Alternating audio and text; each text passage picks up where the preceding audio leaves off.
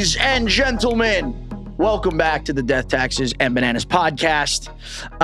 Yes, we are still coming at you in full video, full HD on YouTube. So you don't just have to listen anymore, because apparently this generation does not like to do things without a video component. So we have answered your prayers. You can catch the full episodes at ringer.realitytv on our YouTube channel. So I'm still, going with the same theme. I've wanted to have, very attractive people on since it's full video. But once again, Wes Bergman was not available to show up. I'm starting to wonder if he just does not want to be on TV anymore. We haven't seen the guy in a while. He retired from the challenge. I'm a bit concerned. He's had a kid. Maybe he's, maybe he's just falling off the map. We don't know. We got to put an APB out on Wes Bergman. Last known location was on the doorstep of a fire station as a child.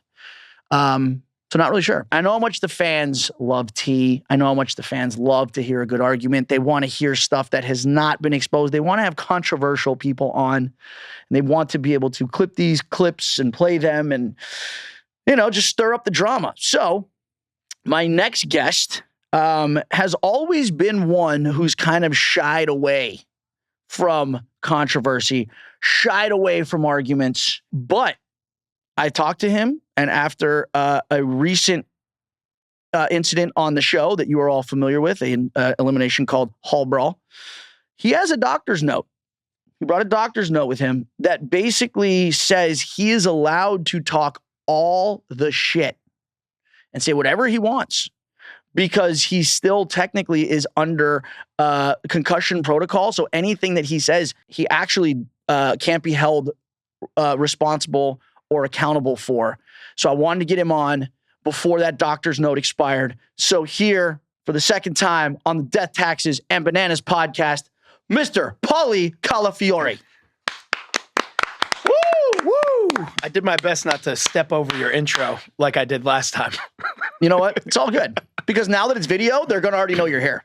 Oh, okay. So I was sitting there making all these faces, trying not to laugh, and everybody's See, you did this backwards. You should have stepped on me on this one and not stepped on me when it was just audio. Got it. See, I was wondering why you were looking at me like, hey, I'm giving you some alley-oops here, chime in. And I was like, hey, dude, yeah, all right. I'll just go fuck myself. Mr. The guy that has, like I said, never shied away from an argument or controversy once. That's how you basically entered the challenge world. Yeah. I basically tried to fight the entire stage. Not the smartest entrance to the challenge world, or not the best strategy, as we saw, this season. I thought that I had reined it in. Well, I was like, you know what? I'm coming in this season line. My brother gave me a pep talk. He's like, listen, bro. He goes, you keep losing. He goes, because you just want to fight with people. Mm-hmm. He goes, why do you think Johnny's won so much? He goes, he knows how to navigate. He goes, he stirs the pot, bounces. He goes, you just stir the pot, and you're like, is it still being stirred? Is it hot enough? Is it in your face yet? Did I throw it at you? He's like, just go in and, just hands up. And I was like, all right, yeah, I'll do that. And I had all intentions of doing that going into the deliberation, and then I just didn't. I didn't land the plane. So that's not how I've always been, though. I feel like Challenge USA, when you came on, I really do feel like you had it all reined in. But it took me a long time to learn that, especially not just on the challenge, but in life in general, you got to have more than one tool at your disposal. And I was a hammer, and I saw everything as a nail. Every single problem that I saw, I solved it with just trying to pound it into the ground, as opposed to, sometimes it requires a little more finesse. You need the hammer. The hammer, you got to have that at your disposal, because people who don't have the hammer, I think, suffer similar fates where they could, like a Josh, for example. Mm-hmm. Josh needs a hammer. He needs a hammer. Okay. I wish my hammer was bigger with Theo. I was going to say, in all honesty, we're talking about a hammer in the metaphorical sense, because from what I've heard, the guy actually does have a hammer. Okay, yeah, I've also heard that too, but it's a metaphorical hammer we're talking about. People, get your minds out of the gutter. I know Ryan and Derek shouted out my OnlyFans, for God's sake. Boys. Can't avoid that. Why don't you shout out my OnlyFans? Yeah. Fuck. Don't have one, but I'm sorry. I'm Italian, also, from the waist up. You're Northern Italian. Northern. I'm from the north. Yeah. You're Northern from Italian. The north, from north. But so but that's who you are, and that's who you've always been. And I think that's in a lot of ways what the fans have missed. Don't ever lose that. You obviously want to, it's like you got to think of yourself like Bruce Banner and being the Hulk. It's like you got to have a little more Bruce Banner in you, but you never want to lose that ability to turn into a green rage monster, because that's what makes you, and that's what makes you a fierce competitor, and that's what fans love to see. Yeah. I like the analogy that you made with like the tools, and kind of reminds me of Batman, because he's like immortal, but he outwits and he does all these things because he has all these different tools that he knows how to use in order to pull out these wins that are crazy. And I'm not like a Captain America or a Hulk. I just wish my hammer was bigger against Theo a little bit. When the Hall Brawl got picked, I was kind of like, I was like, this might not be the one, but I'm don't say. But I was like, one thing about me is I'm going to talk that shit until I'm either carried off in a stretcher or somehow I pull something out. But yeah, that was brutal. Doctor's note is here. We're definitely going to get into the Hall Brawl. We're definitely going to get into that, because I mean, that definitely is going to take some time to unpack. But before, you know what it is? Like, you and I had a conversation on USA 2, and it resonated with me in a way, because when I came back on USA 2, I was like, that's it. I'm hanging up that part of me forever, because that's how I came into the show. You know, I was disrespectful in a sense, and my brother helped me gain perspective on it, where he's like, why the fuck were you coming in, like, going at people, and you were going at everybody? He goes, you didn't even try and talk to the vets and learn from them before. You were just like, fuck you, I know everything. And he goes, you learned really quickly that you didn't know everything. But after you and I spoke on USA 2, and like, I learned how much the show, you know, truly means to you, and how there was like always a vetting process of like, I can't just let you in here. Like, this is my house, you know? And if I just open the doors, and if I just, you know, welcome you in with open hands, you're just going to make a mess of my house. And I feel like, you're like, Paulie, why are you shitting on the floor, dude? Exactly. Dude. Jesus Christ. But it made me be like, barn? You know what? I care about the show, and, you know, for better or for worse, I have my opinions about OGs and new people. And I feel like the new people haven't really had that vetting process so far. Yeah. You know, and we just saw it in this episode, which we'll get into, but I feel like they've had much easier roads than if you just come in and you immediately go against the grain. And the vets got to kind of teach you a lesson, and they got to teach you a lesson, not just in the game, but also outside of the game. And they got to teach you the nuances that you need to learn, and the respect that you need to learn if you really want to be in the game. And that's what I kind of learned. And I look back on those times, and I appreciate those moments more, because now it's like, oh, there has to be a vetting process, and the show just can't be welcomed to everybody and just be like, hey, that's it, have fun.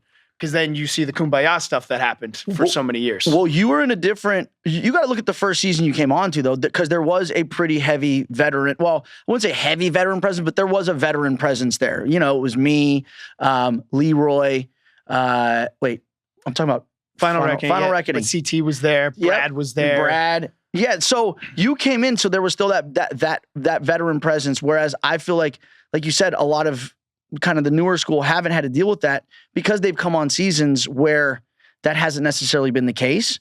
But at the same time, this is what I've always said about a lot of cast members that come in. It seems like the default for certain people, Jordan, Devin, yourself to an extent, the default was, oh, let me go in, and I know if I go at bananas, this is going to be kind of like a surefire way, a shortcut to kind of like get a storyline, make waves, that sort of thing, right? And that's what kind of like used to bother me, is I'm like, dude, when I came into the game, like, I had to forge my own path. I didn't go in like, hey, there's CT, there's Brad, whatever, let me go with them.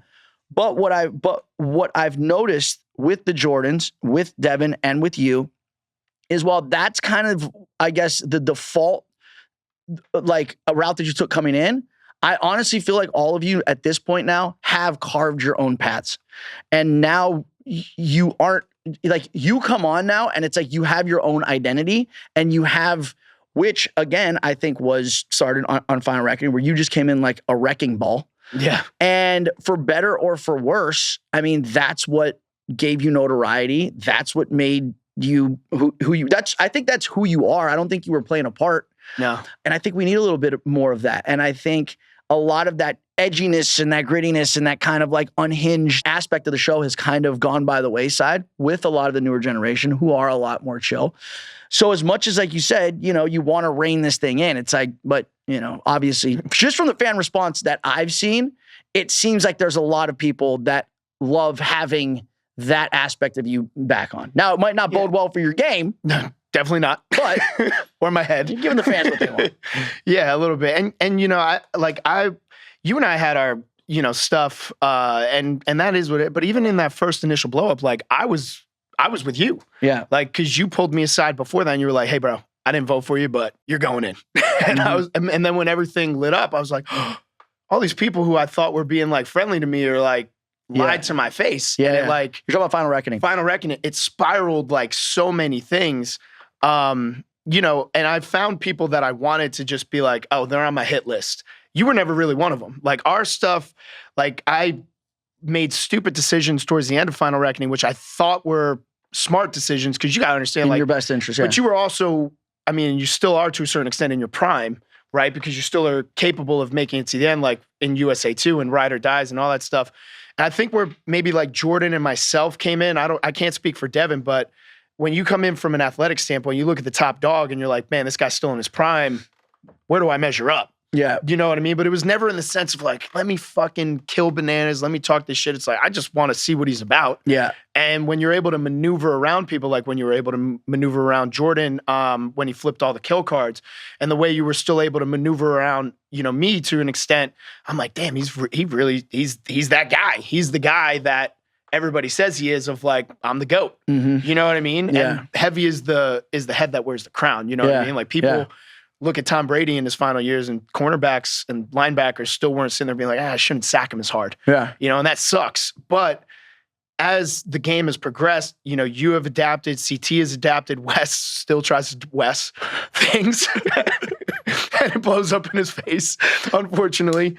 But the newer kids, they don't look at you guys in that same way as like, oh, they're the best. Let me compete with the best. They look at them like, oh, they've made this big name for themselves. I want to latch on to that name and get all of the positive feedback of being attached and associated. Really? I wish that's what they do. It makes it the exact opposite. I see guys come in, these new kids. I'm like, how about instead of like going against me, why don't we like try and work together? I don't know. Like USA, I get it. I'm ready. I'm at your disposal. No, I feel like you did. I feel like coming in on Final Reckoning, that was now, again, like you said, you went to the Redemption House, and that was an impressive feat, staying in the Redemption House for 10 fucking weeks. Jesus. Like, that was wild without paying rent. But then when you came back into the house, I think where our obviously paths crossed, and the reason that I think we had our, you know, a blow up or whatever you want to call it, was you came back in, the house was against me. I thought you were going to, you know, ride against the grain with Tony and I, and then you kind of joined the Young Bitch Alliance. You know, Lavender Losers and the Young Bitch Alliance against us. And I was just like, God damn it, dude, this guy too. But again, I feel like you were still trying to you're trying to get your sea legs, dude. You're trying to figure out the game. I'm the type of person, and I've gotten over this as well. I used to be very unforgiving. And I think a lot of it is because I've been, I guess, lied to, betrayed on the show so many times in the past. It takes me a long time to trust people and to warm up to people because of the amount of times I've been burnt. I mean, we'll get into it talking about Tony, but it's like, dude, Tony was my guy, dude. Back in the day, I was on his first. He was almost like your protege. He was my little brother. Yeah. And I don't want it to, not a little brother like, oh, like but like my younger brother, that he came on and I'm like, Tony, let me show you how to make good decisions that aren't going to ruin your relationship, help with that. Your marriage, your family. Like, let me help you, dude. Yeah. And that's what I did. And I felt like I was there as kind of like, you know, as a mentor and as an older brother to kind of like, you know, show him just how to navigate the landscape, be entertaining, make good TV, but not have it potentially affect your real life, right? Mm-hmm. And somehow, at some point, something happened where then he felt like he was under my shadow, and he felt like he needed to come out from under my shadow, and he was like, you know, the lap dog or the puppy or whatever, and he then decides to, in a very, you know, like just absolutely mind-numbingly shocking way, just like betray me when I least expected it. So I mean, it's come, dude, Sarah, Tony. I mean, it's come from every different direction. So it takes me a while to warm up, and then when I do, if it happens, I'm like, all right, should have known. So the thing that went down between the two of us, I felt like, even though we didn't know each other all that well, I just felt like, all right, well, this is just another one I could check off the list. Exactly. Yeah, and I didn't understand at the time, because in the Redemption House, I don't know what's going on. I'm getting the game of telephone from everybody, so I didn't actually know how brutal it was, like what you were actually going through on a daily basis, right? And like, I'm coming into the game super late, and I'm like, oh, I'm just making what I thought was a smart decision. But if you actually took into account like everything that was going on, you'd be like, you know what? Even though I think this is a good decision, this guy's already been through fucking hell this season. The guy needs a fucking bone thrown his way. Yeah. And I just didn't do that. And, there's decisions when I look back at every season where I'm like, man, I should have did that. Mm-hmm. That's one of the decisions on Final Reckoning where I look at it and I'm like, I should have did this. On War of the Worlds 1, I'm like, I should have eased up off Kyle sooner, because there were strategic moves that I missed. And then on War of the Worlds 2, there were also strategic moves that I missed by trying to be like, oh, I'm just going to take care of this whole group of people. And I missed wide open shots that probably should have happened way earlier. Or pivots in other ways where, I don't know, maybe I could have brokered something with you and Laurel before all the chaos happened. And I don't know, but that's why now it's like, I really don't care coming in and being like, yeah, like Johnny's my guy, for better or for worse, if you want to target me because I'm teamed up with him and he's him and I'm me. And that sucks. Good luck. Do you feel like a lot of the decisions you made in the past were more emotion-based and not like logic and strategy-based? I've talked about this a lot. I think I had the logic side of things locked in. I do think that a lot of my decisions, and I always wondered why people said this, but now it makes sense to me when everybody was like, you're playing Kara's game, you're making the decisions for her. As I've taken that step back and reflected on those seasons, I really was, right? Like coming into Final Reckoning, I didn't have to get involved in the drama right away. I could have just been like, like fade off into the back, but I was like, oh, she's sad. I'm going to say something. I'm going to immediately insert myself, because that's just how I'm raised as an Italian. And insert yourself, you did. I did. In more ways than one. And then even on War of the Worlds 1, like I didn't want to come into the game and come in as hot as I did. I just wanted to let my competing speak for itself and see where the pieces fell. But I kind of came in with a gun to the back of my head of like, you need to go after these people for these reasons, because of me and my stuff. And I did, and I did in a very brutal way. And then even on War of the Worlds 2, it was like, I wanted to come into that, and I was trying to mend the fences with you and Wes to be like, hey guys, like we actually could have something really amazing going. But once again, it was, no, you have to make these decisions. Cause like on my side, the right decision for that elimination against Theo wasn't you, it was Josh. Logically, I was like, he's the one that pulled the trigger on Wes. He's the one that did this. All of these sides and lines are being drawn. But if he goes in and goes home, that kind of like maybe puts things to rest for a little bit, and we can maybe salvage some relationships.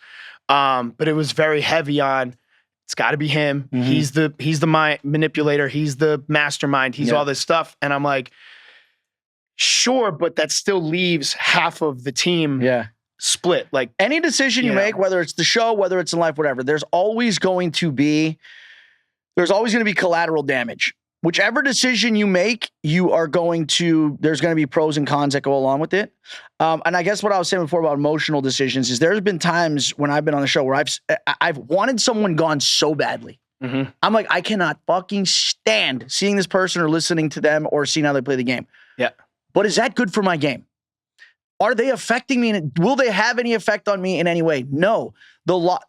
The emotional part of me wants to get rid of this person because I don't like them or for emotional reasons, but strategically sometimes it's almost better, or sometimes it's better to keep someone that you don't necessarily like around and get rid of someone that, you don't really mind being around because they're a bigger threat in the game. Yeah. Now, going back to what you said on War of the Worlds 2, and the reason I want to touch on this is because I think this is the genesis in a lot of ways for this. Me, Laurel, Cara Maria, you, Theo, Josh. Because a lot of people don't understand. This is what a lot of people don't get. And it's like, listen, I'm not somebody that's going to, I see your tweets. I see your Instagram messages. I see the comments.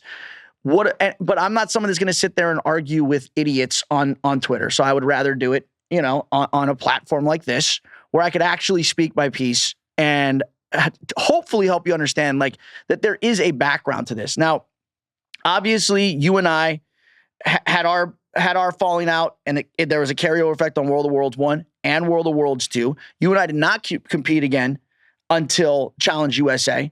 And then when we did, it was like, I'm not going to lie, going into that, we hadn't spoken. I'm like, where are we going to be? Is he going to come in hot? Is he going to try and go after me? And it couldn't have been more different than that. You came in and day one, before the game even started, you were like, you know what, dude? Bananas, coming into this game differently. Don't want to have beef with you. I'd rather just like squash this thing and just not draw swords on each other. And I was like, you know what? I can do that. Yeah. Did it with Wes. The point I'm at in my career, in my life, is like, I don't want to harbor resentment, and I don't want to harbor ill will, and I don't want to go into a game with more problems than I'm already going to have. So any problems I can neutralize, I'm all for it. Now, I left off with Cara Maria in the same way because, listen, whether we threw a challenge to get her into an elimination against Ninja, whatever, yes, that did happen, but that happened because the team was already divided. Even though it was like, oh, we're this team on World of Worlds 2. We were saying this beginning. No, we're not. We're a team. We're two teams in one team. We're both playing two different games. So obviously, strategically, what we were trying to do was to eliminate, one of the females, Cara, on your side, which would then lessen your numbers. We all know what happened with Laurel going into that elimination, losing against Ninja on the technicality. She went home. The numbers totally swayed the other way once Turbo decided to start voting. And then the rest is history, right? That's where Cara and I left off. Her and I have not been on a show since then. We haven't really spoken. I think the closest that we've come to speaking is when I had you on the podcast and she walked through the background. Yeah. That's the closest. Just to let you know, I'm here. Yeah. I'm hearing everything you guys are talking about. So you and I obviously have, buried the hatchet, and we've competed together. As far as I'm concerned, anything and everything in the past that, is behind us. And dude, I actually really enjoy having you on as a competitor now. And I really do think that you add something to the show that most people don't. And you're a very important piece of the puzzle.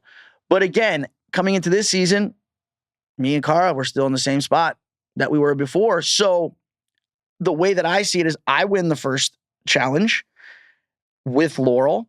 And the way that people are conflating Laurel's issues with Cara and mine. Laura and Cara have beef that goes back to the dawn of time. Now, granted, Cara and I have as well on bloodlines. Like, we have this back and forth as well, but it's completely separate from her and Laurel's beef.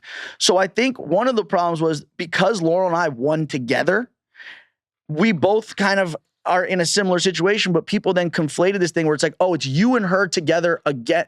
You and her are against Cara. And it's like, no, like I have my own issues. Laurel has hers. So it was like people were making it look like it was like, no, we came together against her when it was like, I hadn't spoken to her. Yeah. And this is what I told you when you came back and you were, all heated and we had our Romeo and Juliet moment. And I was basically like, you were like, dude, why Cara? And I'm like, bro, like, what was the other choice? You were like, well, you were good with me. And I'm like, I know I'm good with you, but how was I supposed to know that I was good with her? Because the classic trick in the challenge is to get somebody else to make a deal for you. But then you don't have to honor that deal because you didn't actually have the conversation. So in my head, because I was cool with you, she could still say my name in the future and be like, well, we never talked. You talked to Paulie. So, and that's why in the deliberation, what I said rang true. And this is what I mean. And this is what I will mean till the end of time. And I tell people this all the time. Timing to me is everything. The fact that you came into the Challenge USA and before the game even started, your ass wasn't on the line. We hadn't even done a challenge yet. I don't even think we'd even gotten to the house yet. Yeah, we didn't. Yeah, nothing had happened at that point. So we had that conversation. Therefore, going in, I'm like, I know this guy's coming from an honest place. I know he actually wants to do this because there's nothing on the line. And I felt like the Cara, even though she had a great speech in the nomination in the chamber, I'm like, too little, too late, dude. Of course you're saying this. Of course you want to work with us, but we haven't had this chat yet. Yeah, and I can touch on this, and I've spoken about it on other podcasts where the dynamic of Cara and I playing the game together, I'm in a lose-lose situation 90% of the time, right? Because if I play my own game, if I make my own decisions, then the feedback from the people watching is, you're a shitty boyfriend. You don't stand up for your girl. You let this shit happen. And then anytime I try to do anything that benefits it, it's never seen. And it's always just kind of like, oh, okay, this just turned out the way it needed to turn out. And, Cara somehow pulled this off and somehow masterminded this whole thing. And coming into 40, the amount of times I had conversations with her where it was like, Cara, I have new relationships now. And it would go a long way if you just showed face, if you just had these conversations with these people beforehand, because us coming into a game together, everybody's going to be like, you remember what they did last time that they had any space to breathe. I said, and all we need on 40 is just space to breathe. I said, and I have relationships with people that could give us that space to breathe. All we have to do is talk. And it's like, I don't need to talk to this one. I don't need to talk to that one. If we go in, we go in. And I'm like, true. I love that. And I had that mindset.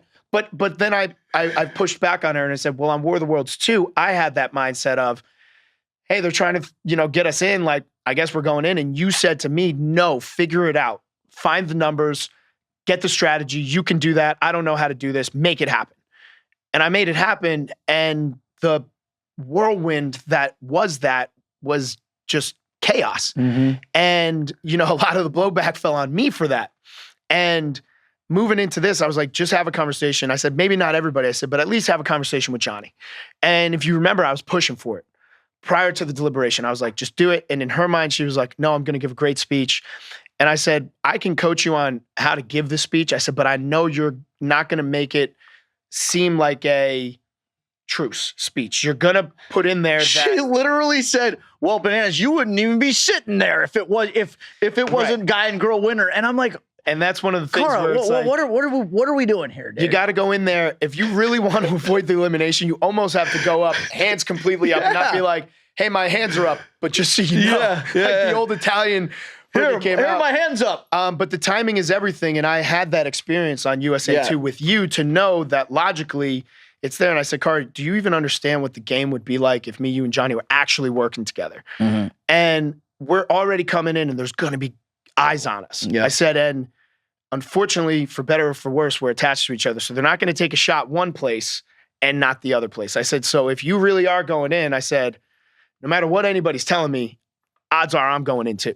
You know what I mean? And then once I had heard that, Theo was asking for me, that kind of threw me off. And that's kind of why we got the deliberation that we did, because him and I came in and I said, we're going to finish this in the sand. It's going to happen at some point. You and I both know this. We're on teams. You and I are two of the better players on our teams. We have the most experience. We have to figure this out. And just so you know, at least from what happened with me saying Cara's name and then Theo or Era 4 voting you in, there was no collusion or collaboration there. No. I saw it more so from Laurel side of things. Cause she was doing what she did on War of the Worlds too. Where it's like, anytime you have a conversation with somebody, you leave, she's right there on them. And you could tell that they're uncomfortable in the situation. But I knew that the odds were between me and Josh. I don't know how Kylan got through that without having his name mentioned at all, especially because Michelle was in a position to put Olivia in. So I would have thought that her initial thing would have been like— Horacio. Or Kylan. But I'm saying the reason that Horacio wasn't in was because of— the reason Kylan wasn't in was because of Horacio. 100%. There's no way Horacio was going to let that happen. No, without a doubt. But she almost got leverage to put up her number one. So on my side of things, if I was in her position, I would have been like, oh, you want me to put in Olivia? Well, fine, fuck you then. I'm putting in Kylan. Just as a tit for tat. But when I wasn't hearing that come out, and I know, and when people start using the excuse of well, Paulie, Theo is asking for you. You already know that it's made up. It's a cop out. I'm like, okay, you don't want to make a decision to put your feet in the sand. The only time that works, the only time that you're like, oh, well, this person's asking for you, therefore it's going to happen, is if that's the way you already want to go. If you don't want to go a certain direction and that person asks for you, you're like, yeah, that's cool. That benefits your game, not mine. Therefore, I'm not going to help you make that decision. So going into the deliberation, I was like, I'm not here to beg for my life. I'm not here to make a thing. Theo's calling me out. I'm going to bring the— That was an amazing moment, by the way. Door. That was honestly, dude, because we weren't in your guys' chamber, obviously. We heard about it. But that moment between you and him, it was almost like two guys— it was almost like you guys were like two gunfighters and you were both ready to draw. And one guy did draw and I was like, the other guy going to draw, and you both did. And you're like, oh my God, these motherfuckers are actually going to shoot each other, dude. and shoot each other because we did. yeah, neither one of you guys, it was almost like you kept up in the ante. And I mean, at any point though, okay, at any point during that, did you sit there and you're just like, fuck, I said too much, dude. Like, do you think, here's the thing, had you not called him out, had you not been like, you know what, we've got some unfinished business, we need to finish this in the sand, do you think it still would have went that way? Or do you think that you gave them an easy out? Because you kind of did. I did. No, I definitely gave him an easy out. The way I describe that deliberation is you ever see that movie Analyze This? Yes. Where he calls up the guy and he's like, you know, and my anger's a blocked wish. Yes. And then the guy's like, hey, you make one more move on me, you motherfucker. I'm like, I'm gonna fucking kill you. I'll bury you in the fucking sand. That's how the deliberation kind of went. Because like I got to me and I was like giving like all the reasons and you could kind of see it. And like Sorry, my leg was tapping. No, it just kept that's what I'm saying. It kept ratcheting up. Yeah, my leg was tapping. I was sitting there and like, you know, I don't, this is probably a bad thing for me, but like the way that Nerys and Olivia kind of handled each other of like, oh yeah, like we'll all be friends after this. Like it shouldn't have pissed me off, but it kind of pissed me off because I was like, you guys want to go against each other. Yeah. We know you want to go against each other. And then me and Theo was sitting there and I'm like, I'm going to give my speech. But then as I looked across and I saw him just kind of like looking at me and he was like hunched over and he was like blowing his armpits because he was sweating. I was like, this guy's kind of pissing me off. And the fact that he's like, and like, this is probably something that's fucked up in my head and I should talk to my therapist about it. But one of the many things. Yeah, one of the many things. But he's like sitting there with like a smug look on his face. I was like, this guy's been asking for me. I know if I do this whole spiel of like, these are the logical reasons why you should keep me, and these are the illogical reasons why you should keep me, and I'm an asset here and asset there. He's going to come in and he's going to be like, I want you. And I was like, I'm not giving him that fucking moment. I know he's talking shit about me. He doesn't know that I know he's been talking shit about me. So I'm just going to put him on his back foot and see how he responds. And when people do that, you hope that they respond the way he did because it let me know, like, it's on. And in my mind, I was going through every elimination that it could have been. I'm like, I think I got this guy's fucking number. Yeah. And I didn't care. And I'm like, it sends a message if I come back that if you're going to be that person whispering in the shadows and not saying shit with your chest, I'm going to say it with my chest. And then we're going to go settle it in the sand. Yeah. You know, and to his credit, it was and settle it in the sand you did. Yeah. To just put the, again, because we're going to get into your guys' elimination right now, but to put, again, the whole era 2 deliberation to bed also. Yeah. I think Cara could have avoided if she just spoke to you. And personally. here's why, is because you have to look at the relationships that I had with people on the team. Obviously, it wasn't going to be Emily.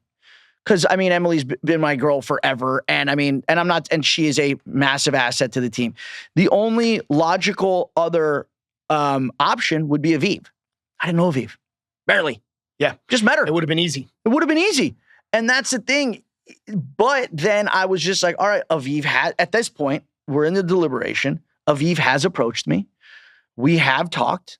She's like, listen, I have nobody here. Like, I basically am pledging my, loyalty to you. I want to be here. I want to be a team player. If it's me, I'm fine with that. I'd rather it not be. So I had to weigh these two options. I'm like, all right, I have Cara, who I know is a very strong competitor and I know is battle tested and she knows how to play this game. But I don't know where we stand.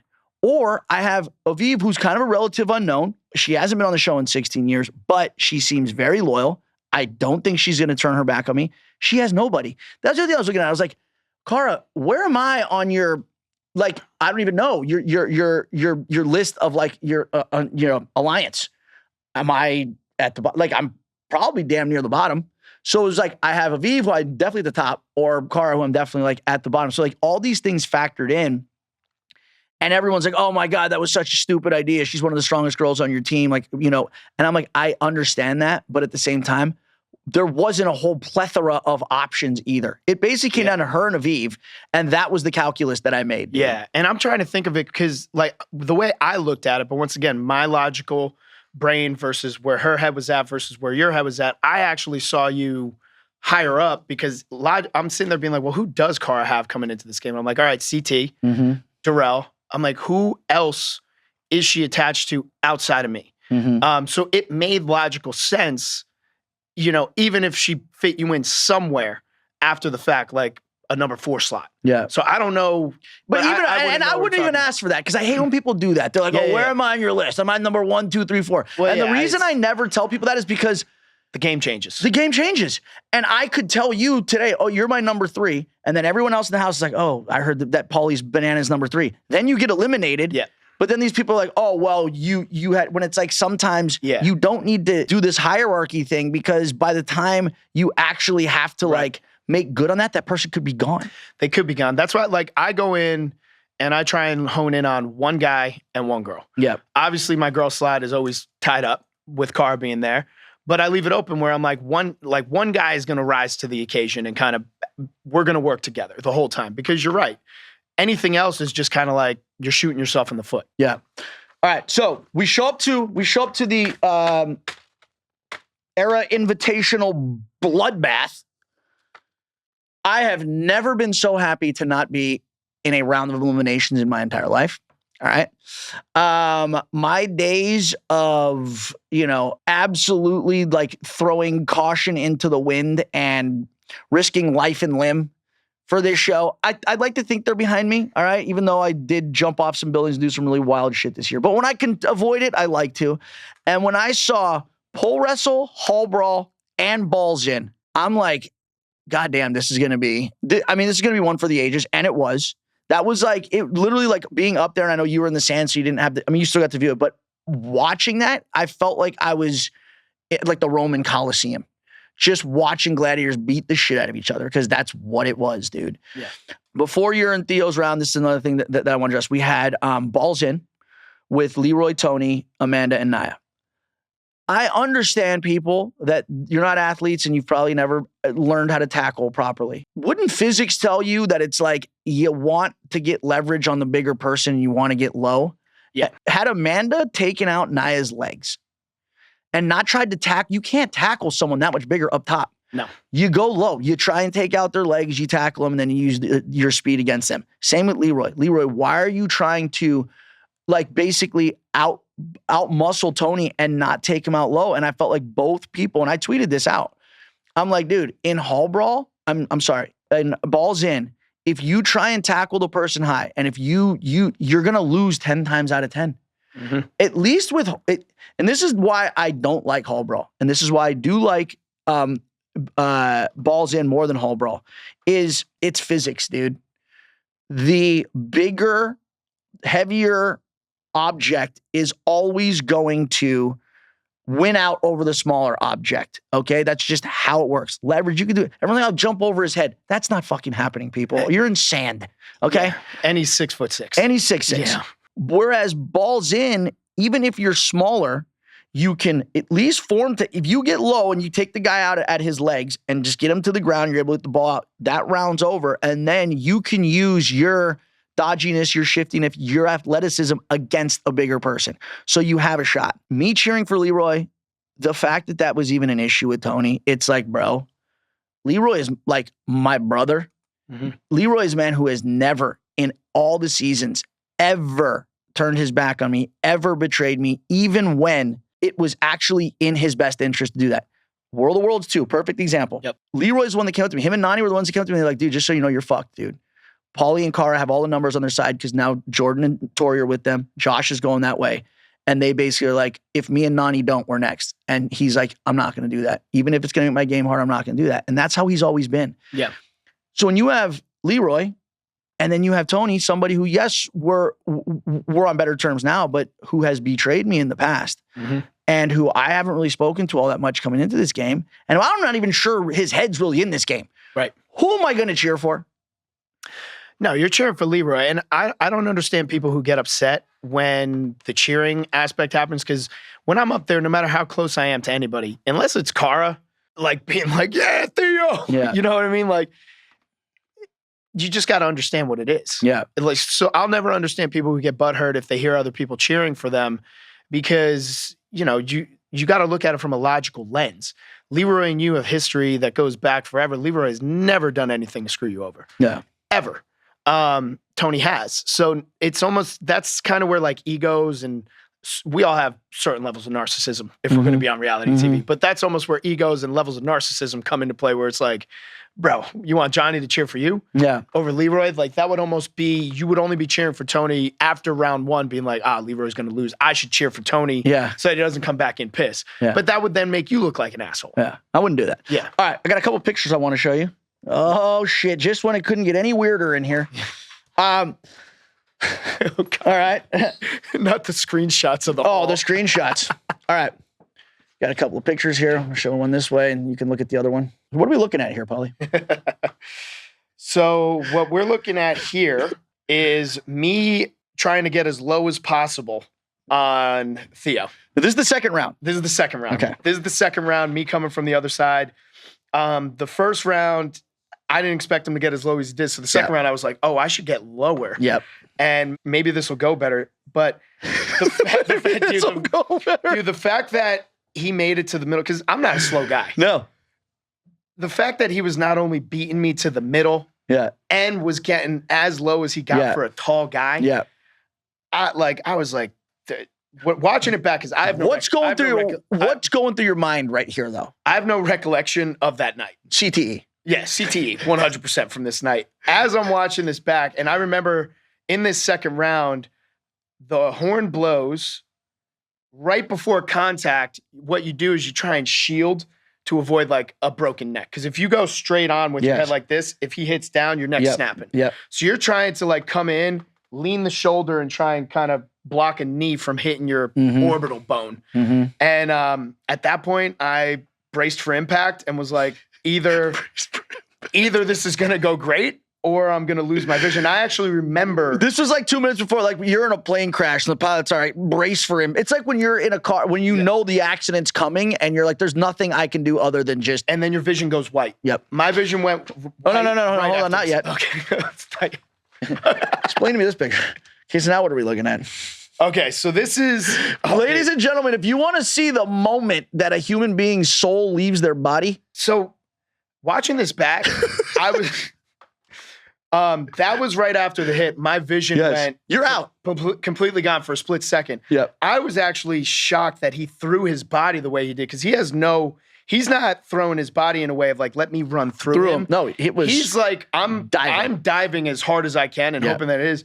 And when I watched this back, I was like, oh shit, he actually didn't blow right through me. No. My body absorbed the hit. Yeah. And then when I came to was when he already had pulled the single leg and pushed me back. So he followed through on it really well. I actually liked watching this round more than the first round, because the first round he ran right through me. Well, this one I remember because that's why I. But the lights are out right here. Out. They're gone. I played this in slow motion, dude, and literally, like, you are again. I mean, I think your soul right now. It's like one of the Disney cartoons. It's actually like coming out of the body and just kind of like raising and. That's what it was. My soul left my body. And it came to when he already had my leg. So it's like those moments where chaos happens, you go blind, and then you come back, and all of a sudden it's like, oh shit. You're like, holy shit, this wasn't a nightmare. This is actually happening. Brutal. I mean, good hit by Theo. Yeah. Good hit by you. And I said this and I mean it, dude, after that episode, bro. I don't give a flying fuck what anybody out there has to say about, oh man, Paulie got trouble. Yeah, no shit. All right. That's why this is what I always say about like the backpack situation with CT.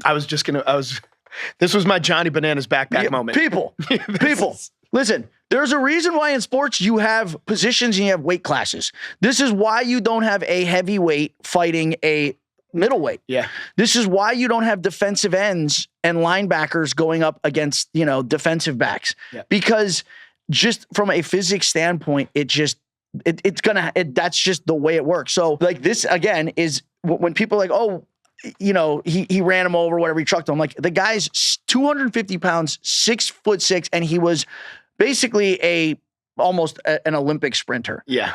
And just an absolute freak of nature athlete. And the fact that you even went in there, and I'm not kidding, people thought I was joking. You lined me up in a hallway against Theo, against fucking CT, against, a number of guys. Do you know what I'm doing? I'm like, guys, you know what? TJ, it's been real. I hope I have a nice a seat on the way home. I am not risking my life or my brain or my neck for this. Right. I'm running outside the hallway and I'm hitting the button, or I'm just turning right around and doing it for you. Yeah.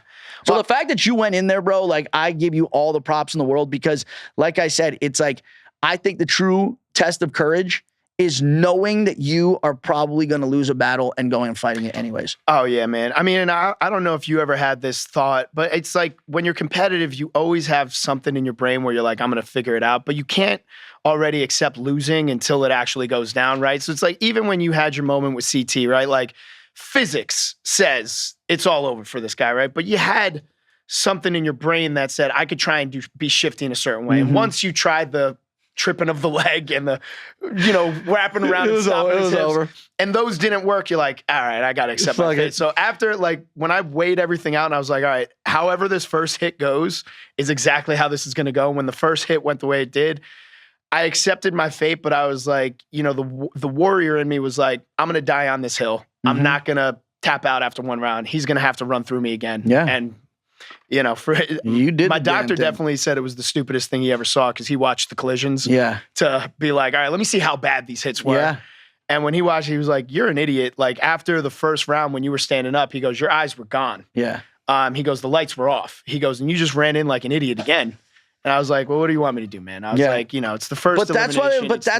But Paulie, that's why I think if there was any fans that ever doubted your grittiness, and, because that's the thing is, your first couple seasons, you went to eliminations, but they were like, never really physical. I think there's no question out there that it doesn't matter that you lost the elimination. You went in there and you faced it down and you took it like a fucking champ. And I mean, dude, so there's no one that out there that could say that you don't have, that grittiness and that intensity, dude, ever again after this.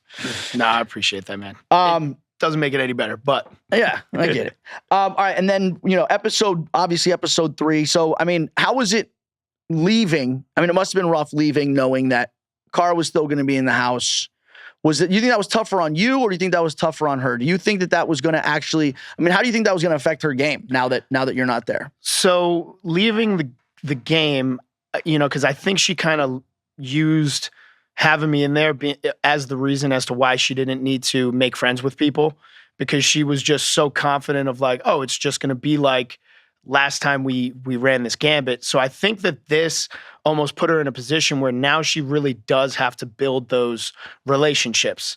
So for me, I was worried about her being left in the lion's den, right? Like with Laurel there. But I mean, I had good conversations with a bunch of you guys before I bounced. And I was like, listen, from a game standpoint, keep it in the game. Yeah. Just don't let anything get freaking wild. So I felt pretty good, because it's like, I know Cara's gritty. I know even if she goes into every elimination, she's going to battle like hell and probably win most of them. But I just kind of threw a prayer out there of like, please just build the relationships that I already had. Like, they're already there. Like, I already made amends with a bunch of people. Go to them first and be like, hey. Just nurture them a little bit. Nurture them a little bit and be like, hey, listen, I know things are... Well, she did the exact opposite. As soon as you left, she moved out and moved into the other room.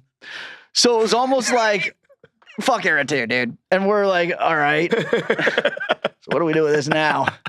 Where do we go from here? Hey, listen, for better or for worse, man, she's a stubborn bull, and she'll stick to her guns. Yeah. I mean, hey, dude, and again, I got to give her credit for that too. I mean, that's what you want. Listen, if you're on a show like this, or if you're on a show at all, you're trying to make it on reality TV, you want to be a character. You don't go with the flow.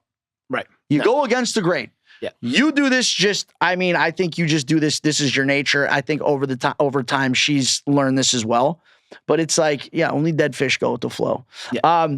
Episode 3, obviously you weren't here for this episode. You saw the challenge. Were you shocked at all of what an absolute unmitigated disaster Era 1 was? No, not at all. Not at all. I've been saying this for a long time, and I feel like I get a lot of blowback from the OGs, but I feel like a lot of the original players have piggybacked off of yours and CT's and Wes's success over the years, and also Cara, Maria, and Laurel for that. Like, they're the creators. They're the OGs. Got to give them, their roses, but, you're not coming in out of shape. You know what I mean? Like, and, I can't. And I'm not saying they are, but what I'm saying could come in with a whole ass another human being attached to him, and they're like, "Oh, it's so cute. He's got a dad bod." If I lose one ab, hang him up. You're done. You're washed up. You're done. You're fucking old. I'm like, Jesus Christ. Yeah, the communication breakdown on error 1 was as to be expected. And also, you know, they did it in a funny way, which is what makes them what they are. And they are great for the show and they're great for TV. I don't know if at that age I would put my body at risk. I mean, bro, like freaking people were pulling backs and getting injured. And like, this is just. Here's the other thing. Okay. When will they learn? I love Brad to death. Brad is not a master strategist. No. When will they learn to not put Brad in important positions? Make him a rower. Do not put him on rudder. Okay, because sometimes I'll listen to Brad and just the way he thinks through things and like his logic of like going through a challenge. I'm like, that makes absolutely no sense, dude. But it does make sense for error 1 because aren't their whole games basically like, I don't want to make decisions. So whoever rises up to say that they make the decision, we're not going to fight it. Speaking of which, pro tip, right? Yeah. Like if somebody nominates to be the rudder guy, let him be the rudder guys. That way, when everything's fucking up, it's like, hey, Brad, what the fuck? You know what I mean? But that's the other thing. The fact that people actually nominated themselves, I'm glad they did. But I'm like, you never fucking nominate yourself, dude. Ever. I wish they would have shown this. They just love to edit out anything that I do. I ate a rat and a cow's eyeball. A fucking rat, dude. And they couldn't even show it. I'm like, guys, we're going to show him drinking a shake, and we're going to show this one, like, I don't know, eating a grub, which is also weird. They show the vegan stuff, but not that. They don't show me eating a rat, and I almost died off the cow's eyeball because it was so gristly and so hard. It was like chewing on a shoe sole, and it got stuck in my throat, and I went this, because I was just going to try and swallow it whole. I would throw up. But it got stuck in my throat, and I almost choked to death, dude. That's brutal. TJ almost had to give me a Heimlich Dude, the second one being the eating challenge, I'm almost like, thank God I went home first. Yeah. It was brutal. Rough, dude. It was really rough. Okay, so Tony now. This is, I think, okay, before we get to Tony. Why is Josh always just getting shit on, dude? Oh, dude. It just seems like no matter what he does, I mean, he's out there looking for love in all the wrong places. I really thought that the Nia and Josh love story, I thought that had some legs. I thought so too. I mean, they were hot and heavy. They were canoodling. I get it. Kylan is a very attractive and smart guy. Yeah. But I mean, I gotta hand it to Nia though. I mean, Josh and Kylan were one bet away. Not a single fuck was given. Not one fuck was given. Yeah. There was a fuck given. It was just given to Kylan. Yeah. It was given to Kylan. Like, my thing with Josh is like, I feel like he's just really like, he's a certified lover boy, right? Yeah. He's going to put it all on the table. Kylan's got a little bit of a mystery to him. Mm-hmm. You know what I mean? So like, naturally, that's what people are going to gravitate towards, right? And they're going to gravitate towards it. And if Kylan fucks overnight, she's going to be like, well, at least I got sweet Josh. Little old Josh. So Josh was like the, in case of emergency, break glass penis. Yeah, exactly. The break glass penis. Now, I do relate to Josh in the sense where it's like, dude, like nobody wants to hear their friends dogging them for getting played out. You know what I mean? And I think that's where him and Tori kind of had a falling out. And I get that. And I thought that was fucked up too. Here's the thing though, with the whole, this isn't the first time that like Tori, I felt like has been a little disloyal to Josh as a friend. Mm-hmm. USA 2 comes to the end. She has an option to either send in to vote for me, Corey, or Josh. Me and Josh, she has a very close friendship with. Corey, not so much. And she ends up voting in Josh. He ends up going home. But I think the reason she did it is because she knows that Josh is so forgiving that he would just like forgive her for doing it.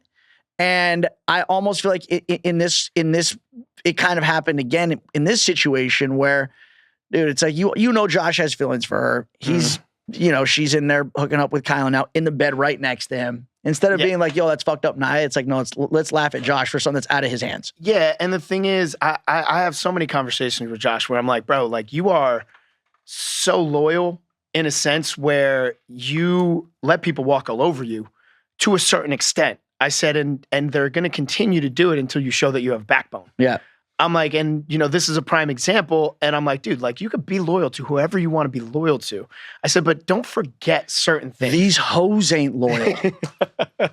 We saw that with Nia and Tori. These hoes ain't loyal. Now, do you think Tori's tears were real? Because they seem performative to me. I think Josh and her have mastered the art of crying as a way to, okay, there's nothing Crying as a way to gaslight. There's nothing more disarming than girls. It's like, yes, it's hard to deal with when they're crying. But if a guy starts crying, I'm literally like, all right, dude, I know I was mad at you 30 seconds ago. I can't be mad at you anymore because I feel so weird in this situation. Whatever it'll Let's do. just hug it out. I'll admit that I'm wrong. If a guy starts crying, I'm like, buddy, whatever just happened, it like short circuits you. And I think Josh has mastered that, especially with guys, where the second he starts crying, it's like you automatically just take responsibility for whatever the fuck he did. Yeah. I like Josh. And even though, like, you know, this season he's like sitting there being like, the smartest thing would be for Paulie and Theo for the numbers. And I'm like, dude, I wasn't even thinking of numbers at that point in the game. Yeah. You know, but I mean, dude, it sucks like to have people hooking up while you're like maybe getting feelings for him. Tony, like we got to talk about Tony again. Okay, so this is what absolutely blows my mind about this entire situation is he comes into the game, Tony time. I'm gonna, you know, whatever. This is my first season back. I'm a new man, bigger, stronger, faster than I've ever been. Not afraid to make big moves and take big shots. That's not what I'm here to do. So let me send in Aviv and Derek instead of Kyland and Casey. Yeah. How is that?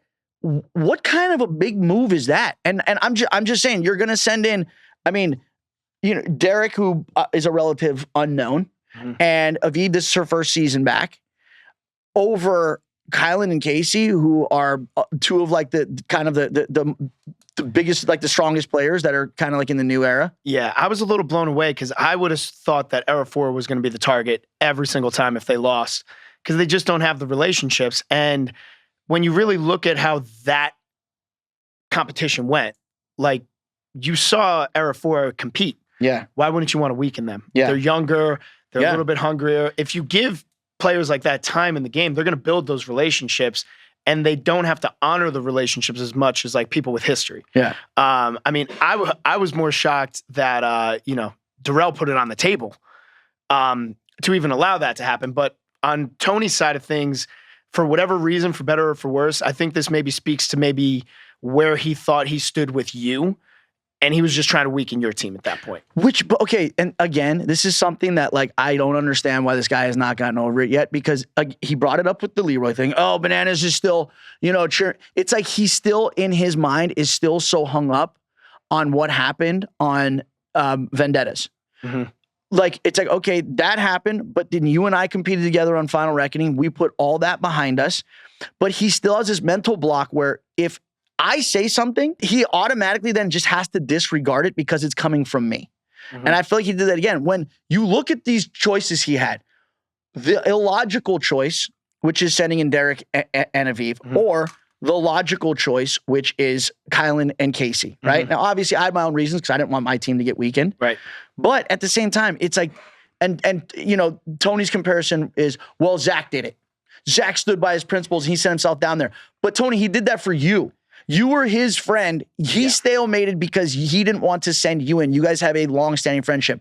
You have no relationship with Kylan. Yeah. You met the guy a week ago. So now what you're going to do is you're going to jeopardize your game and you're going to jeopardize, you know, Avery's game all over the fact that you don't want to listen to me and you're afraid your ego is going to be hurt at this point because it's almost as if it's like once it came out of my mouth, he's like, I can't do it strictly based on the fact that you said it. Yeah. And as logical as it made sense, I mean, the Zach situation is night and day different. That also happened at the 65% mark in the game. Yeah. Like that happened later in the game. The lines were drawn, war had been waged. You know, and Zach and Amanda were in a situation where they were protecting their friends that they were riding with. This is the second elimination. Yeah.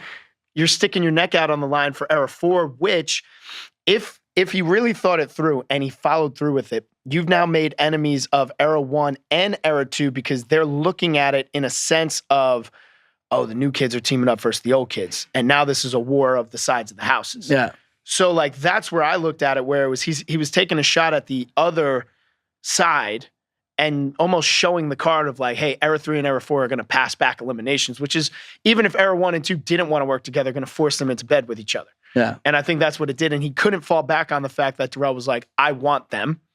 Speaking of which, I have somebody else here who just walked in who I think is going to have a very unique perspective on Darrell's proclamation that he made during this chamber ceremony. So, Aviv, welcome to the Death, Taxes, and Bananas podcast. How did you get here? Fun, Where did you come from? Mini me.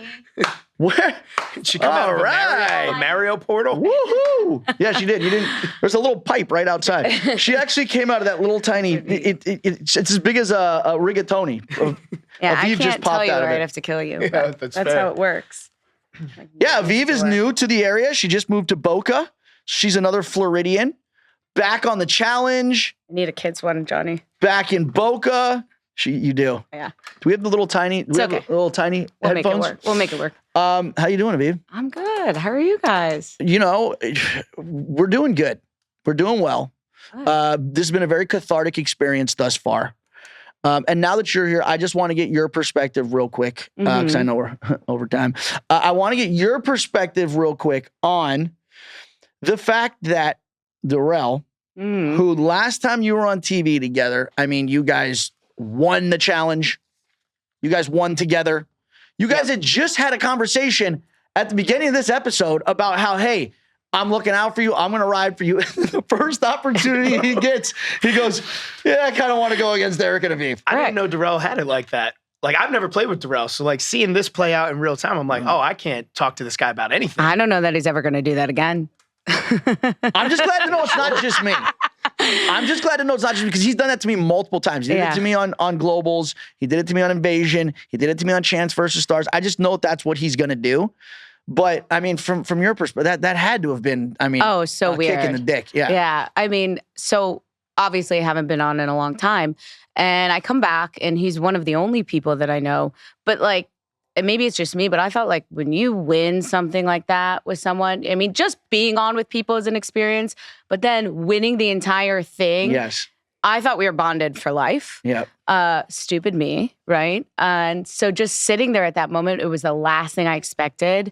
And then, you know, I think what I learned was him and Casey are pretty close, I guess, which I didn't know, That's but news to me. still. Yeah. And then I'm like, you don't even talk, dude. Yeah. And like, now you're going to stand up and put me in. Mm-hmm. You know, do you remember why we won at the end? Yeah. Your puzzle skills. So. Well, see, I've learned, and listen, love Darrell to death.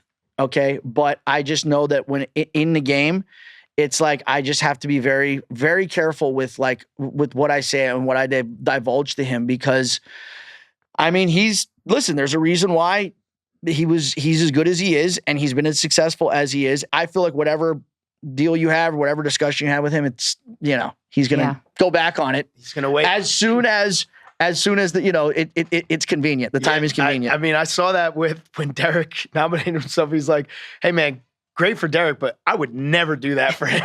Never, right? Aviv, He goes, yo, you're my best friend. I love you, but I would never do what you did for me. Aviv, I want to build this relationship. We won together. Yeah, I think I'll pick Aviv. Is it safe to say that he won't get any reunion titties at the reunion because of that? Or are those still on the table? No, everything's For on the everybody table. Everything's on the table. They would be mostly for me, by the way. That's fair. No, I know. You're doing this for you, not for us. I'm doing this for me. we're Everyone else, just benefiting their off of kids, it. their whatever. This is Aviv's year for Aviv. Okay, so we're obviously we don't agree with the Darrell decision. How do you feel, because you were in that chamber, about Tony literally sitting there and being like, well, we're just going to stalemate, and I am now going to potentially send myself in and send myself home based on the fact that I want to try and work with Kylan and Casey out of absolutely nowhere? I felt like it was dumber than what Darrell did. Okay. Like, I'm like, first of all, you're supposed to be working as a team. You're not unified, which is one thing in itself, but then to put it out there that you're not unified is stupid, right? Even for like long-term gameplay, because now we all know that you two are so stubborn that you're not going to, you know, agree on anything, and there's internal dysfunction between your team. But then second of all, as far as I knew, Tony didn't have anything that he needed, like anyone he needed to defend in the game, or there was no reason for him not to go along. And also, what an easy out for him to be like, Avery wants it. They're Avery friends. has a 10-year-long relationship with Derek. You know, this is out of my hands. Yeah. I don't know these two. This is the route that we have to go. Do you want to know my theory? Of course I do. there's a lot of rumors and speculation that on All-Stars, Tony had to go home early. So he basically had a call with his brother. His brother's like, you got to come home. And that was like that was a way to get him out off the show, right? Yeah. I think the same thing happened this season. I think he just had to leave because there's no other logical explanation as to why you put yourself up as captain. You nominate yourself after you've already been in. You were just in elimination. Right. You get the week off. Let somebody else go. You nominate yourself again to go in. Then once you win, you stalemate to make sure you go in. And then you put together arguably one of the most, absolutely mind-numbingly dumb eliminations in history. Listen, Darrell isn't exactly lighting up the Mensa board here. Yeah. Tony made him look like Albert Einstein with that puzzle, dude. Yeah, it was a bad loss.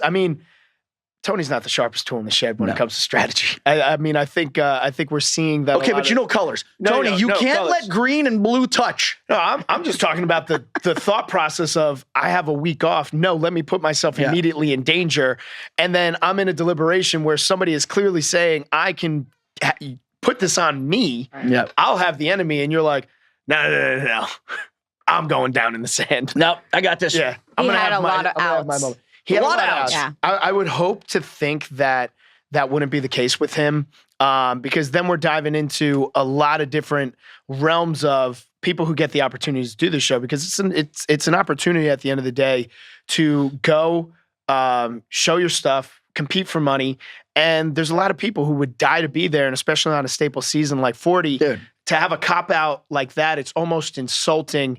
Just looking at it from a team perspective. Like if I had somebody on my team and we're going into a championship game and they sabotage that championship game and I find out that they hedged a bet that the other team would win, probably kill that guy. Yeah. Or if that's the case, if you actually wanted to go home and you had to go home, why not just lose to Leroy then? Right. Why extend it another? He wanted to be here, dude. He left his family to be here, wanted to stay. And it's like, I think that he, again, had obligations back home that he had to get back to, had to find a way out, wanted to stay, wanted to make a little bit of TV. But it's like, dude, in doing that, you potentially ended somebody else's run who wanted to be there. Exactly. And was going to see it through. And almost like a final fuck you to you. Like, hey, I took out your boy. Now I'm out. I'm checking out now. You know what? I mean? That's actually true. That could be it. God damn it. What do you think, Aviv? Any thoughts on that? And I agree. I think if that was the intention and the reasoning, I feel bad for the other players who wanted to be there. And Leroy's great. I just talked to someone else about it. Like I wanted Leroy to stay. He's fun. Yeah. You want those people around. And then Avery, like, why should Avery have to? Could you imagine if she would have lost too? That would have been brutal because she made the decision. Well, I'll tell you what though, I was really pulling for her until she voted for me to be her target right after. I was like, why the hell was I rooting for you?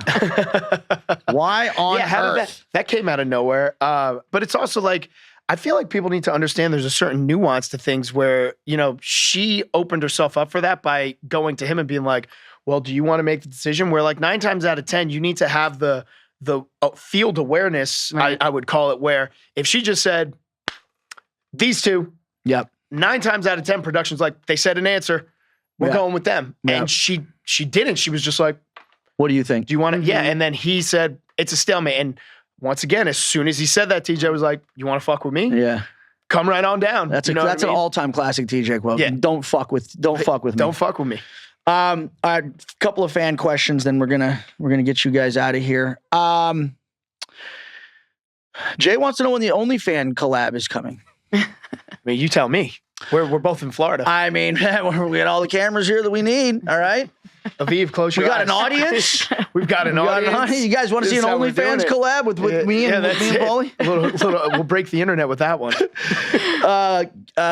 Hellenbrand wants to know, has Cody ever expressed interest on coming on the challenge? So he has. Cody was supposed to be on War of the Worlds 1. He had an agency at the time that was telling him that if he wanted to pursue an acting career, if he did reality TV again, his career would be over. Now... that's not the world we live in anymore, dude. It's not the world we live in anymore.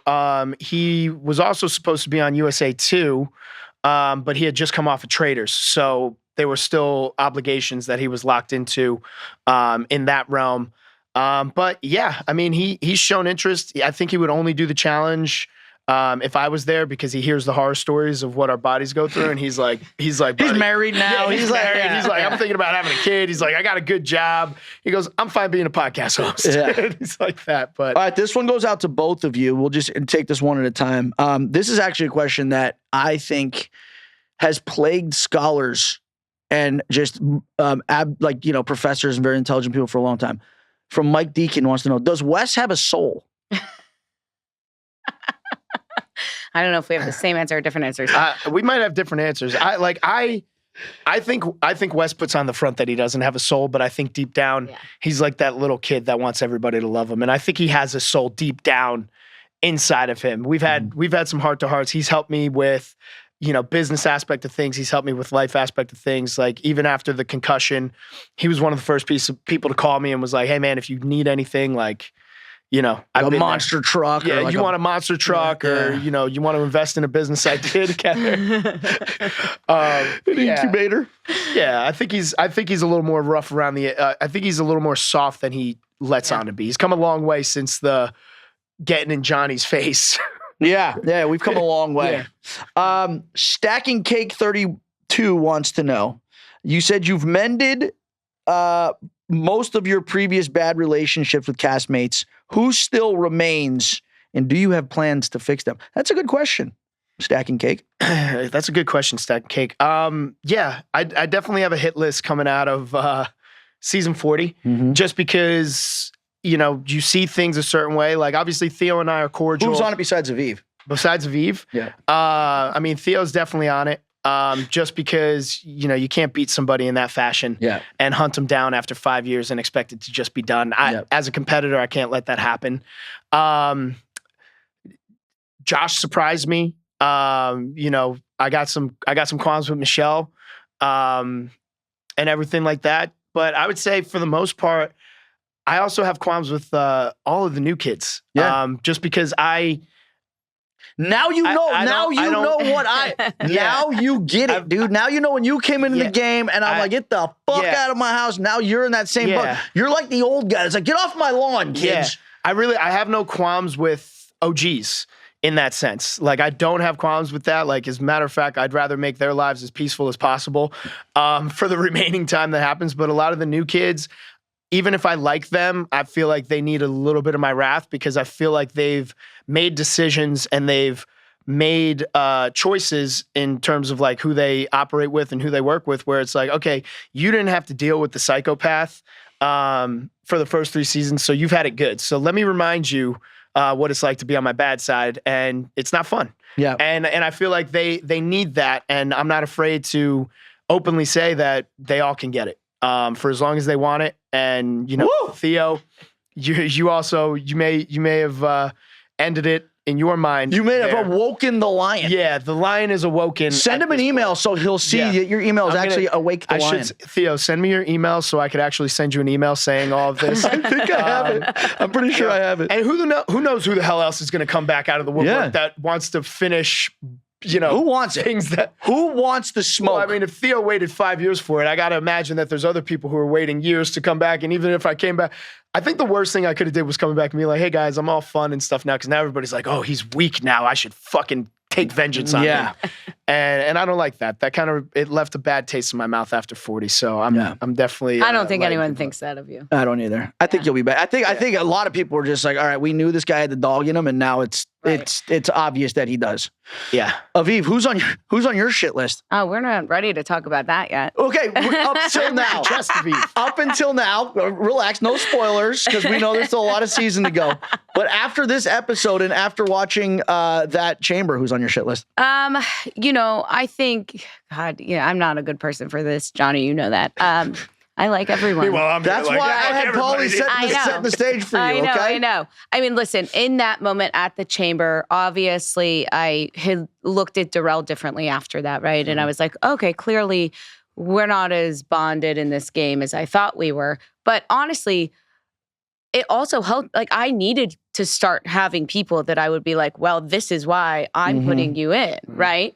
So there's a benefit to that strategically. And then Tony, I was just like, you're being a stupid asshole, you know? And watching Avery go through that, and then watching sort of her relationship with Derek, which, you know, I love seeing people like that. And even though it might be stupid in the game at moments, it's also, it's just nice to see that people will still do that for each other. I would also like to say that due to my concussions, anything I said, you can't hold it against me. No, he has a doctor's note. That's right. He has a doctor's note that literally, I don't have it here. I think it's, we lost it. We gave it to somebody else. But hey, what about you, Johnny? What about me? That's right. Is there anybody that has arisen on the hit list or might? And is there a chance that there could be the day where me, you, and Cara finally ride in together? I mean, for better or for worse. Paulie, listen, I will say if there's one thing that you're good at, okay, well, it's besides losing your temper, you're also very good, I think, at being a very like logical, rational mediator. And I think if the three of us sat down together, I think we could work something out. I think some OnlyFans content together. You know, bring a camera guy. You know, we'll just we'll get weird. We'll bring Italian. We got to break bread. We do have to. Yeah. Well, listen, I'll tell you what though. She's the stubborn one. Just when I thought you were, dude, she is the stubborn one, man. So I've told this in the past. You saw on the show, I'd crack jokes. I was trying to like, you know, find if there was an opening there. And she's a tough nut to crack. I think she holds on to and harbors a lot of resentment. I'm not in that place anymore, dude. Like I said in the beginning, I don't carry baggage, bro. I'm good. If someone wants to be cool, I'm good with that. Listen, if I got her and Ashley to break bread, War of the Worlds 2, her and Amanda are breaking bread, as we've seen in the first couple episodes here. Yeah. Cara, it's got to happen. Yeah. I mean, hey, you know, and she has been on my podcast before, but a lot's happened since then. So I'm not exactly sure where we're at now. But anyways, dude, all right. Well, Aviv, what a pleasant surprise having you stop by. She just pops up out of That's she really how I is am like now. I'm here now. Like Super Mario, she just pop up out of a pipe somewhere. Just pops right up. Back down. Right? Not it's like aging a single No, it's like whack-a-mole. You hit her on the head with the hammer, she's gonna pop up over there. Exactly. All right. Well, Paulie, listen, man. Gone too soon, brother. I thought, you know, I was really looking forward to you coming on this season and making some waves. And regardless of what has been said or whatever in the past, dude, you definitely add an element to this show that it is lacking, and you still have that, you know, that intensity, that grittiness, that, you know, that really made the challenge like what it was. And you know, it was you left the hole in the show when you left, man. I know. I thought this was the season. You left the hole in your brain, and you left a hole in my brain, and I was like, this was the season that I was going to run a final with Johnny, and just didn't happen. Yeah, didn't Next come to one. fruition. Next one, man. Next one. There should be another one. Right you know, now that it's out there for everybody to watch, they're going to be like, well, Paulie and Johnny are coming in working together. We got to put them into elimination first. Shit. All right, Paulie, for those out there who don't already follow you and want to check out all your, you know, content, where can they find you? It's just Paulie Calafiore _ on everything. And if you want to check out the 10 Productions, that's where we showcase all of our events and any other projects that we got going on. What do you got coming up? You just did a boxing thing, right? We just did a boxing thing. We do have another boxing thing coming up. We're actually filming a lot of short films. Okay. You know, we don't have it in us to do the feature-length films yet, but we have a lot of short film concepts that are really kind of cool, really pushing the edge a little bit, but only like 15 minutes. They're barely legal. Barely legal. Exactly. All right. So Paulie Calafiore on everything. And Aviv, since you're here. Yeah. Aviv, the Count of Monte Cristo. Is that how you say your last name? It's pretty much it. Okay. Yeah. It's Aviv _ Melmed Bruno. Melmed Bruno. Yeah. MEL. MED. MED. Bruno. BRUNO. UNO. I'm gonna follow you. I don't follow you. I'm gonna follow you. The Count of Monte Cristo is a good movie. All right. Well, listen. Yeah. What a great dude. Such a great movie. So like, if you haven't seen Count of Monte Cristo, watch it, and you'll know. That's, you know what? It wasn't until I saw that movie that I'm like, I can relate to this guy because he seeks revenge the same way I do. And he'll never let it go. Same. And he'll never let it go.